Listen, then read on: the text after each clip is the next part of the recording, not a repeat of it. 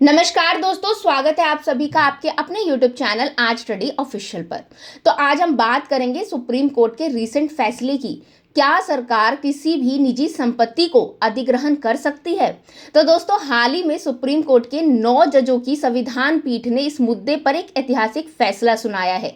ये फैसला काफी ज्यादा इंपॉर्टेंट है क्योंकि इसमें प्राइवेट प्रॉपर्टी और पब्लिक इंटरेस्ट के बीच संतुलन को लेकर कुछ अहम बातें सामने आई है। तो आज अपने इस वीडियो में हम डिटेल से समझेंगे कि सुप्रीम कोर्ट ने क्या कहा है, ये फैसला क्यों इंपॉर्टेंट है और इससे आम नागरिकों के जीवन पर क्या असर पड़ेगा। तो चलिए शुरू करते हैं और जानते हैं आखिर सुप्रीम कोर्ट ने इस मुद्दे पर क्या कहा और क्यों ये फैसला देश की अर्थव्यवस्था, संपत्ति के अधिकार और सरकारी अधिग्रहण से जुड़े पहलुओं के लिए एक मील का पत्थर है। तो दोस्तों, सबसे पहले समझते हैं कि इस फैसले में हुआ क्या। तो सुप्रीम कोर्ट की 9 सदस्यीय संविधान पीठ ने यह फैसला सुनाया है कि सभी प्राइवेट प्रॉपर्टीज का अधिग्रहण सरकार नहीं कर सकती है। अगर किसी संपत्ति का अधिग्रहण होता है तो उसके पीछे कोई विशेष सार्वजनिक उद्देश्य होना चाहिए। अब आपको बता दूं कि इस पीठ में चीफ जस्टिस DY चंद्रचूड़ के साथ साथ 8 अन्य जज भी शामिल थे, जिन्होंने 8-1 के बहुमत से ये फैसला सुनाया है। अब इस फैसले का मतलब ये है कि सरकार चाहे तो किसी संपत्ति को अपने नियंत्रण में ले सकती है, लेकिन ये तभी मुमकिन होगा जब उसमें सार्वजनिक हित जुड़े हों। एग्जाम्पल के तौर पर दोस्तों, किसी सड़क निर्माण या हॉस्पिटल बनाने के लिए जमीन की जरूरत हो तो सरकार उस संपत्ति का अधिग्रहण कर सकती है।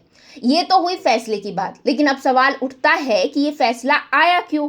तो दोस्तों, इस मामले की शुरुआत तब हुई थी जब मुंबई के कुछ प्रॉपर्टी मालिकों ने याचिका दायर की। याचिका में ये कहा गया था कि महाराष्ट्र सरकार ने 1986 में एक कानून में संशोधन कर प्राइवेट बिल्डिंग्स को मरम्मत और सुरक्षा के नाम पर अपने कब्जे में लेने का अधिकार दिया गया था। प्रॉपर्टी मालिकों का कहना था कि ये कानून भेदभावपूर्ण है और इससे उनकी संपत्ति का अधिकार प्रभावित हो रहा है। अब सुप्रीम कोर्ट ने इन 16 याचिकाओं पर सुनवाई करते हुए इस मुद्दे को संवैधानिक महत्व का माना और 9 जजों की पीठ का गठन किया। इस पीठ ने मई 2024 में अपनी सुनवाई के बाद फैसला सुरक्षित रख लिया था और अब जाकर इस पर अंतिम निर्णय दिया है। दोस्तों, सुप्रीम कोर्ट का ये फैसला 1978 के उस पुराने फैसले के अगेंस्ट में सुनाया है, जिसमें समाजवादी विचारधारा को ध्यान में रखकर ये कहा गया था कि सरकार सभी निजी संपत्तियों का अधिग्रहण कर सकती है। उस वक्त ऐसा माना जाता था कि सभी संसाधनों का वितरण समाज के कल्याण के लिए होना चाहिए, जिससे समाज में समानता लाई जा सके। लेकिन अब चीफ जस्टिस DY चंद्रचूड़ ने इस पुराने फैसले को पलटते हुए कहा कि आज की अर्थव्यवस्था में प्राइवेट प्रॉपर्टीज का एक अहम योगदान है। देश के विकास में निजी क्षेत्र का महत्वपूर्ण रोल है और हर प्राइवेट प्रॉपर्टी को पब्लिक प्रॉपर्टी नहीं माना जा सकता।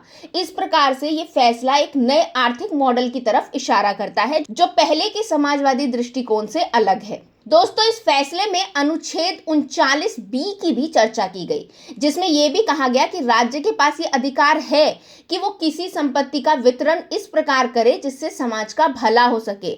लेकिन सुप्रीम कोर्ट ने यह साफ किया कि इसका मतलब ये नहीं है कि हर प्राइवेट प्रॉपर्टी को पब्लिक प्रॉपर्टी करार दिया जाए। किसी प्रॉपर्टी को पब्लिक प्रॉपर्टी का दर्जा तभी मिल सकता है जब उसमें सचमुच सार्वजनिक हित शामिल हो। तो दोस्तों, आज की वीडियो के लिए बस इतना ही। अगर आपको वीडियो पसंद आया हो तो इसे लाइक करें, शेयर करें और अपनी राय हमें कमेंट के जरिए जरूर बताएं। साथ ही चैनल को सब्सक्राइब करना बिल्कुल ना भूलें। अब मिलेंगे अगले वीडियो में, तब तक के लिए थैंक यू।